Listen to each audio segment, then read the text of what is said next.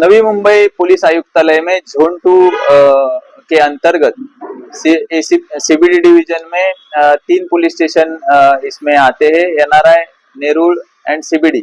ये 3 police station में के अंतर्गत हमारा ये तीसरा मुद्देमाल रिटर्न का प्रोग्राम है, जिसमें ये फिरियादी का जो मुद्देमाल हो वो जल्द से जल्द उन्हें वापस करने का प्रयास हम इसमें करते हैं।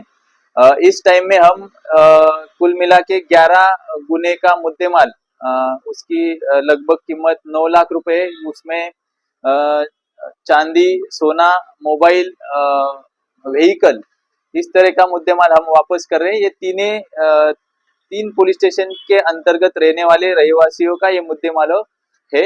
उसके सिवाय कुल मिला के 60 मोबाइल जो मिसिंग में रजिस्टर हुए थे, वो 60 मोबाइल हमने रिकवर किए, वो भी हम कंप्लेनेंट को वापस कर रहे हैं। गेल्या 2 फेब्रुवारी रोजी आमच्या सारसोले गावातील एक पुरातन गावदेवीचं मंदिर आहे। त्या गावदेवी मंदिराचा जो चांदीचा जो मुखवटा आहे तो चोरीस गेला होता आणि नवी मुंबई पोलिसांच्या माध्यमातून आज 2 दिवसामध्ये ते चोरास पकडलं आणि तो आज नवी मुंबईच्या पोलिसांच्या माध्यमातून आज आमचे गावदेवी मंदिराचे ट्रस्टी नामदेव पाटील आणि आम्ही सर्व ग्रामस्थ यांना तो सुपूर्द केलेला आहे।